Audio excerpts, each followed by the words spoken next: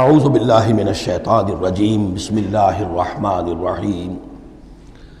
نبی اگر یہ آپ کو جھٹلا دے فقل ربکم ذو رحمت واسعہ، تو کہہ دیے تمہارا رب بڑی وسیع رحمت والا ہے، وہ تمہیں فوراً نہیں پکڑ رہا، نہ فوراً معجزہ دکھا رہا ہے تاکہ پھر تمہاری مہلت ختم ہو جائے۔ اس کی رحمت کا تقاضا یہ ہے کہ وہ تمہیں ابھی اور مہلت دے رہا ہے۔ وَلَا يُرَدُّ بَأْسُهُ عَنِ الْقَوْمِ الْمُجْرِمِينَ، لیکن یہ کہ جب اس کی پکڑ آ جائے گی، اس کی سخت آ جائے گی، تو اس کو لوٹایا نہیں جا سکے گا مجرموں کی قوم سے۔ پھر جب وہ آ جائے گی بات، إِنَّ بَطْشَ رَبِّكَ لَشَدِيدٌ، پھر وہ بڑی سخت پکڑ ہوگی اور کوئی اس کا منہ پھیرنے والا نہیں ہوگا۔ سَيَقُولُ الَّذِينَ أَشْرَكُوا لَوْ شَاءَ اللَّهُ مَا أَشْرَكْنَا وَلَا آبَاؤُنَا وَلَا حَرَّمْنَا مِنْ شَيْءٍ، ان قریب کہیں گے یہ مشرک لوگ، اگر اللہ چاہتا تو نہ ہم شرک کرتے، نہ ہمارے آباء و اجداد کرتے، نہ ہم نے ان چیزوں کو حرام ٹھہرایا ہوتا جنہیں تم کہہ رہے ہو کہ حرام نہیں ہے اور ہم نے خامخواہ حرام ٹھہرا دیا ہے۔ اللہ تو علی کل شیء قدیر ہے، وہ ہمیں روک سکتا تھا، اس کا اختیار تھا، وہ ہمیں یہ کام نہ کرنے دیتا۔ یہ کٹ حجتیاں انسان کرتا ہے۔ کذالک کذب الذین من قبلہم، اسی طرح جھٹلایا تھا ان لوگوں نے جو ان سے پہلے تھے، حتی ذاقوا باسنا، یہاں تک کہ انہوں نے ہمارے عذاب کا مزہ چکھ لیا۔ قل هل عندکم من علم فتخرجوه لنا، آپ ان سے یہ کہیے کہ کیا تمہارے پاس کوئی علم ہے، کوئی دلیل ہے، کوئی سند ہے، کسی کتاب میں لکھی ہوئی چیزیں یہ موجود ہیں جنہیں تم ہمارے سامنے پیش کر سکو؟ ان تتبعون الا الظن وان انتم الا تخرصون، تم تو صرف پیروی کر رہے ہو ظن کی اور اٹکل پچوں کی باتیں کر رہے ہو، تو اب تم سے اب کیا بات کریں؟ قل فللہ الحجۃ البالغہ، کہہ دیجئے تو اللہ کے حق میں ثابت ہو چکی ہے پوری حجت۔ اللہ تعالیٰ نے ہر طرح تم پر اتمام حجت کر دیا، تمہاری ہر بات کو رد کر دیا، معقول طریقے سے طرح سے تمہیں ہر بات سمجھا دی ہے۔ قل فللہ حجت اللہ البالغہ، یہی سے امام الہند شاہ ولی اللہ دہلوی نے اپنی جو شورۂ آفاق کتاب ہے اس کا نام یہاں سے اخذ کیا ہے، حجت اللہ البالغہ، اللہ کی مکمل حجت۔ قل فللہ الحجۃ البالغہ، اللہ کی طرف سے حجت تم پر پوری ہو چکی، قائم ہو چکی۔ فلو شاء لہداکم اجمعین، اگر وہ چاہتا تم سب کو ہدایت پر لے آتا، اس کے آنے واحد میں تمہیں سب کو ابو بکر صدیق جیسا نیک بنا دیتا، یہ اس کا اختیار تھا، لیکن اس نے رکھا ہے معاملہ اس دنیا کا امتحان کے لیے۔ خلق الموت والحیات لیبلوکم ایکم احسن عملا، تاکہ تمہیں آزمائے اور جانچے۔ قل ہلم شہداءکم الذین یشہدون ان اللہ حرم ھذا، کہیے ذرا لاؤ تو صحیح اپنے وہ گواہ جو یہ گواہی دے سکے کہ اللہ نے ان چیزوں کو حرام کیا ہے۔ کہاں ہے پاس گواہ؟ کوئی کتاب گواہ ہے، کوئی اور چیز، کوئی علمی سند ہے؟ فَإِن شَهِدُوا فَلَا تَشْهَدْ مَعَهُمْ، اے نبی پھر اگر یہ کٹ حجتی پر اتر کر کہیں کہ ہاں ہم گواہی دیتے ہیں، آپ ان کے ساتھ گواہی مت دیجئے۔ وَلَا تَتَّبِعْ أَهْوَاءَ الَّذِينَ كَذَّبُوا بِآيَاتِنَا، مت پیروی کیجئے ان لوگوں کی خواہشات کی جنہوں نے ہماری آیات کو جھٹلا دیا ہے۔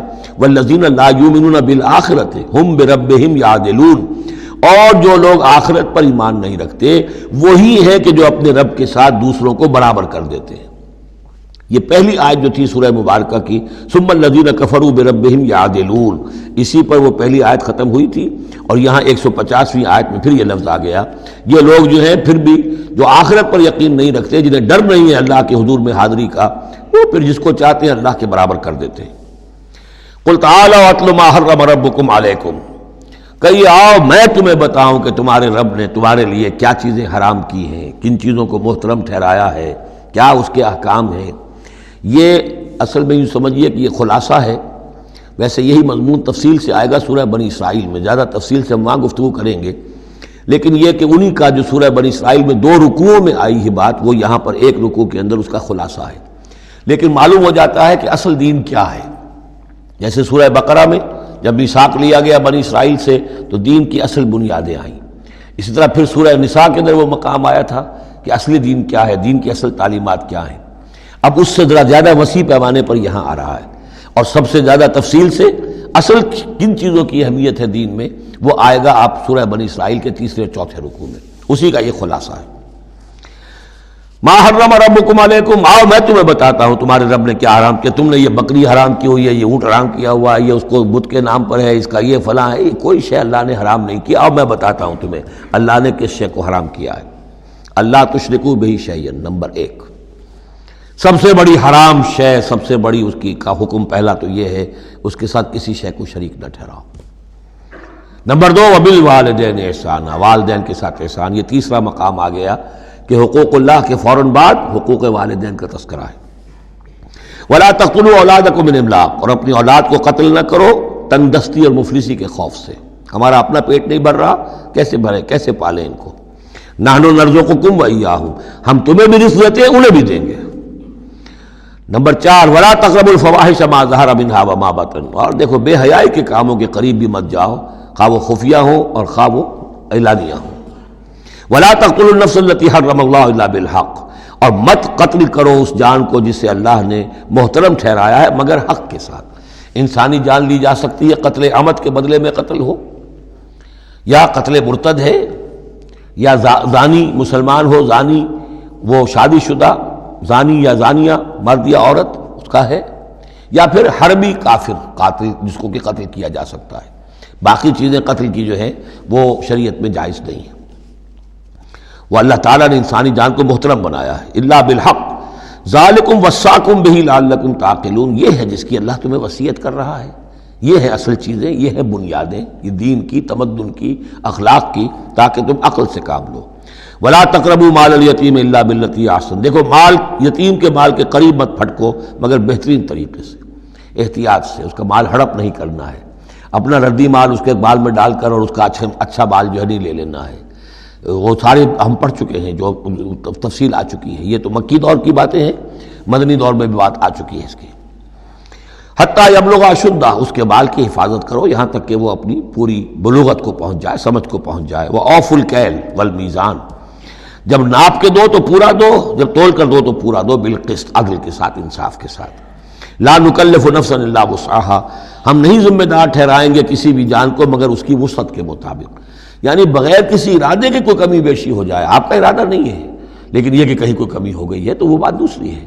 ربنا لا تؤاخذنا ان نسینا او اخطانا، اگر ہم بھول گئے ہوں، چوک گئے ہوں تو ہم سے اے اللہ مؤاخذہ نہ کیجو، لیکن یہ کہ جان بوجھ کر، تو اگر ذرا سی یہ جو ہے ڈنڈی ماری ہے تو یہ بھی در حقیقت اس بات کا ثبوت ہے کہ تمہیں یا تو آخرت کا یقین نہیں ہے یا یہ یقین نہیں ہے کہ اللہ تمہیں دیکھ رہا ہے۔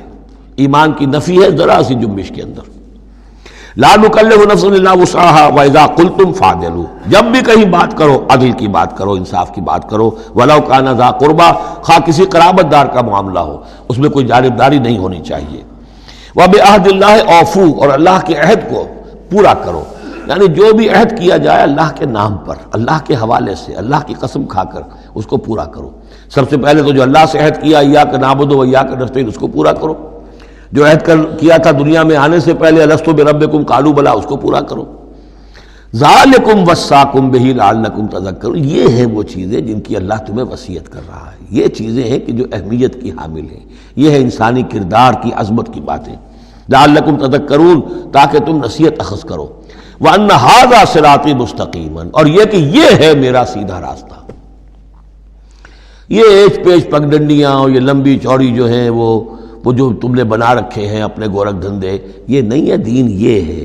وَأَنَّ هَذَا صِرَاطِي مُسْتَقِيمًا فَاتَّبِعُوهُ، بس اس کی پیروی کرو۔ وَلَا تَتَّبِعُوا السُّبُلَ، اور اس کو چھوڑ کر دوسرے راستوں پر نہ پڑ جاؤ۔ فَتَفَرَّقَ بِكُمْ عَنْ سَبِيلِهِ، کہ وہ تمہیں لے کر اللہ کے راستے سے متفرق ہو جائیں، ادھر چلا جائے ادھر چلا جائے، یہ پگڈنڈی ادھر جا رہی ہے، وہ پگڈنڈی ادھر جا رہی ہے، تم سواء السبیل پر سیدھے راستے پر قائم رہو۔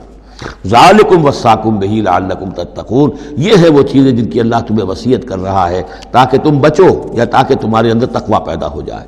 صدق اللہ العظیم۔